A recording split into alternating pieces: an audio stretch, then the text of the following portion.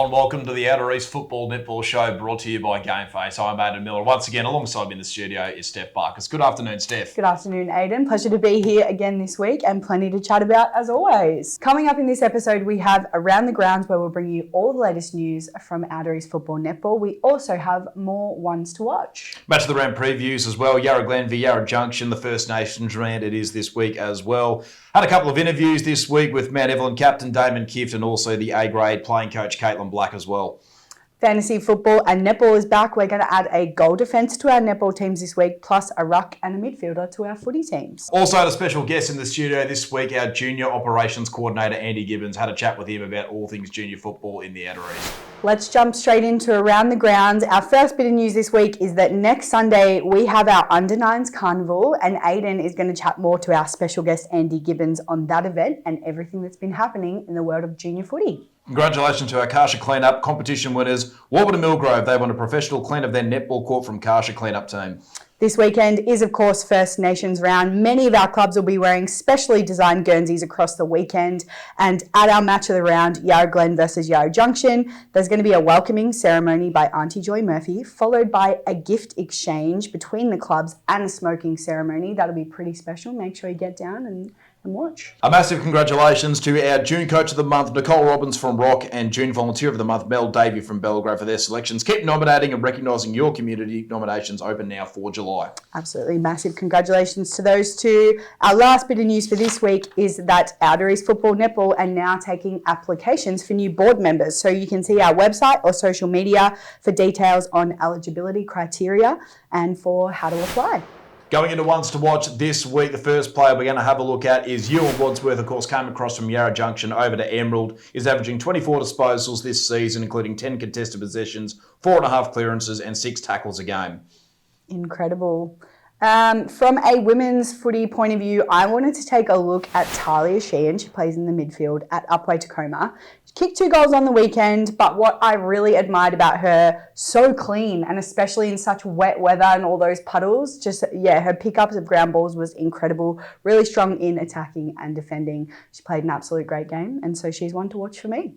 One from the weekend as well was Selena Johnson, wing attack for Mount Evelyn. Usually a B-grade player, but she did come up to A-grade this week. Had a pretty good game in the wet considering, held her feet and positioning on court well, given the higher grade and the slippery court conditions due to the rain.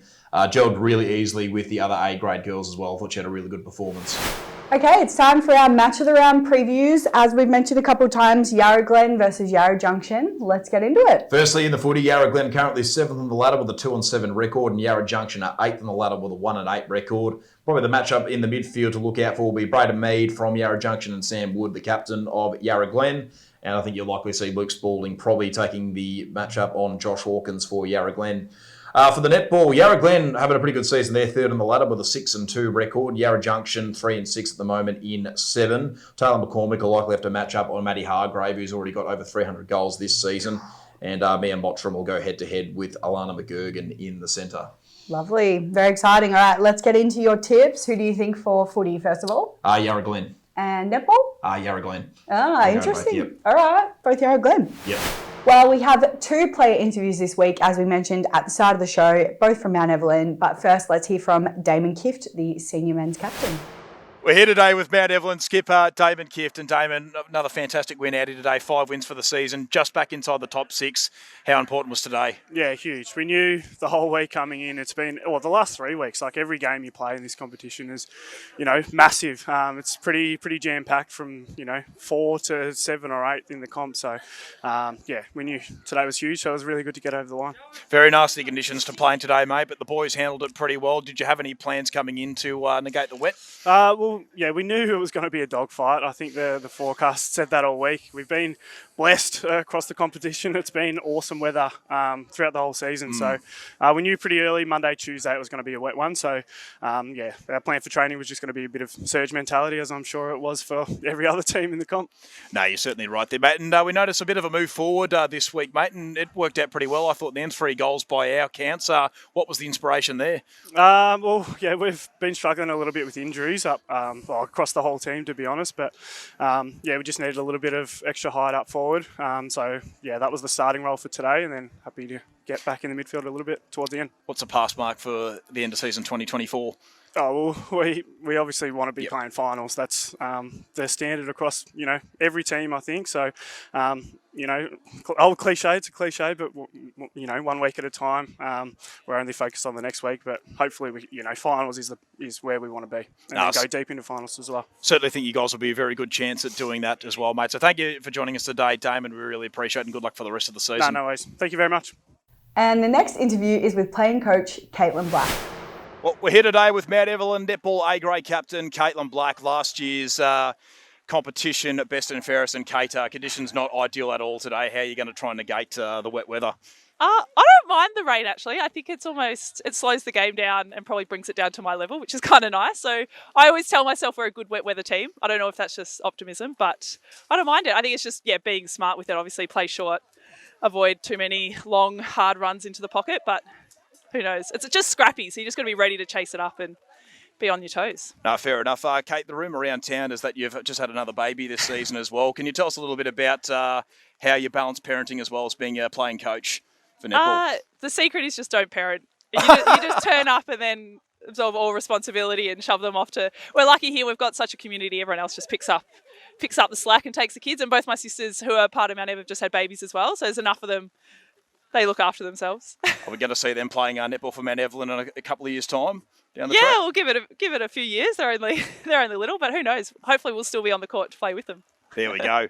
And you've had a pretty good season so far. I think it's 8 wins, 1 loss, 1 draw, and even a win against Narre Warren. You seem to have the wood over them a little bit. What do you think about that matchup? Really suits the girls. Oh, we love playing them. You just know it's going to be a really skillful game, and I think everyone kind of goes into that knowing that they can just play with freedom because they know even if they're beaten to a contest, you just turn around and go for the next one. It's not sort of as scrappy or as undisciplined. It's a really nice matchup.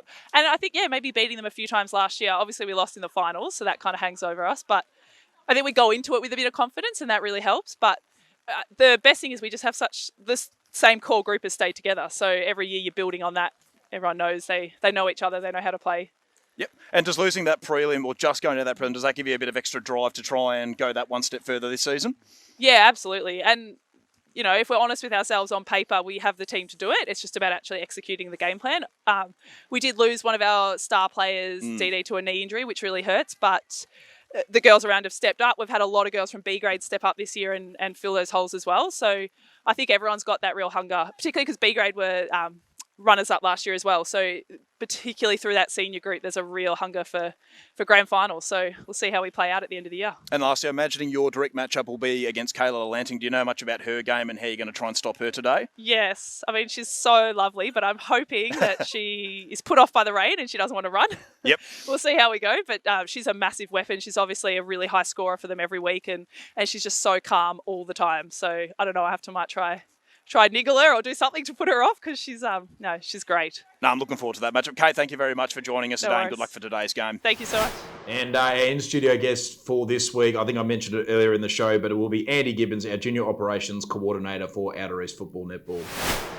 Andy, thank you for joining us in the studio today, mate. Another one of our Outer East staff members who we're going to interview. So firstly, how did you get involved with the Outer East and how long have you been in the role? I first started at Auskick at Mount Evelyn, and then I progressed on to being junior president of Mount Evelyn. And then during that time, I took on the role of interleague delegate. I think that was about 2004, 2005. And then basically, once I'd finished as president, I decided to jump onto the Dandenong Rangers Junior Football League committee. And then that merged with AFL Outer East and that, or AFL Rangers back then, and I took a position on the commission or the board now, and did that for a year. Then I was offered a position as junior coordinator, so I jumped at it. I thought to myself, well, I love the community feel of our league, and so I jumped on that position. So I think it's my 7th year as junior operations coordinator. So yeah, really enjoying it too. So, what do you enjoy most about the role? Most about the role is probably seeing the development of the kids. Being in this role or being part of the league for so long, a lot of the kids or players, I see them when they're under 9s and 10s, and now they're in the senior clubs, and it is so good to watch them, their progression and their development. And I just love how our players stay with our league. And that's not just the male players, it's also the female players now that we've got senior women. And I just love watching them progress and see how well they've done over the years. We have an additional 13 teams in the juniors this season and our first ever under 10 junior girls competition. How great is it to see that growth in the Outer East? It's fantastic. The girls have played an integral part on growing our competition, and to me, having more female participants at the clubs just changes the dynamic of the club. It makes it more friendly for everyone, and the girls have done fantastic. We've in fact, I believe we've got some of the best girls in the eastern area, and that's shown with the amount of girls that we get going through Eastern Ranges. So, and having under 10s now, they started under 10s and they move right up to senior women. So it's fantastic. I loved it, and I think it's a really good progression for our competition. What have been the highlights of 2024? Highlights this year have been the Interleague Carnival. A lot of work's put in by a lot of people, and the Interleague Carnival's fantastic. Watching all the players play with their opponents at Clubland, and then they get to play with them, and they form friendships, and it's great when they go out and play against each other because they know each other from Interleague. The Under 10 Carnival, absolutely magnificent day. It was great to look out over at Wesburn and seeing all these games of kids just running around enjoying themselves, both male and female. So that was fantastic. I really enjoyed that. It's been a busy period for the juniors. We've had the Interleague and the Under 10s Carnival with the Under 9s Carnival next weekend. What do you think the benefits of these programs are for our juniors? I think it's development. As I said before, with the Interleague, it's forming friendships when you're part of that Interleague, and they become lifelong friendships because they play seniors and they know each other back from their junior Interleague days. The under 9s and 10s, it just gives them something to look forward to. Like the under 9s and 10s are a non-comp. Like we just want to get the players playing football and enjoying it. So it gives them a little bit of competition throughout the year, just one day of competition, and it does really ramp up once you put a score or something in front of them, or a prize in front of them. But no, look, it is good for their development. So we have the under 9s. They'll play a few of the under 10 rules in the carnival, so they're progressing, and the under 10s play the under 11 rules. So they progress up so that next year when they do go up an age group, it's an easy transition. So, what's some advice you give to our junior players in our competition? Just enjoy yourselves. Enjoy your time playing footy when you're young, and enjoy maybe getting off of the computers, getting off of the screens, and just getting outside, running around, enjoying your mates or your friends. Look, one of the best things I've ever seen at a junior football, and at any football actually, was there was a young boy who had cerebral palsy. Both teams came together and almost shepherded him towards the goals, and he kicked his first and only ever goal. It was just, it's hard to say, players or kids enjoying themselves and helping their mates and that. So that's what I really love about, and I think the players should just enjoy their time in junior football, in any junior sport, to be brutally honest. So we've got some questions, a little bit more light-hearted ones. All the office people wanted to hear some of these ones, but firstly, what's your favourite office snack? It'd have to be donuts. I do like a good donut. I like a jam donut, and especially if it's warm, and as long as you don't spill the jam down your front. So, but yep. The favourite song to sing at your desk?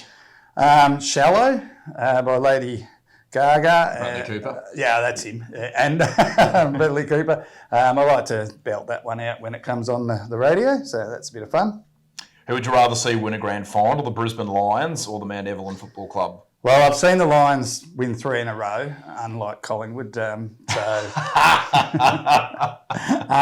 love to see Mount Evelyn seniors win a flag. I think that would be good. My boys play there, and I think it would. They'd be out partying for like half the rest of the year. So Only way to do it, mate. What's your favourite thing to get from the canteen on a match day? I love to go to a match day and I love to get a hot dog. And then I'll get a coffee and just enjoy a hot dog and a coffee. I like standing on my own when I go to the footy because I like just to quietly watch the game. So, yeah. And lastly, your ideal holiday destination?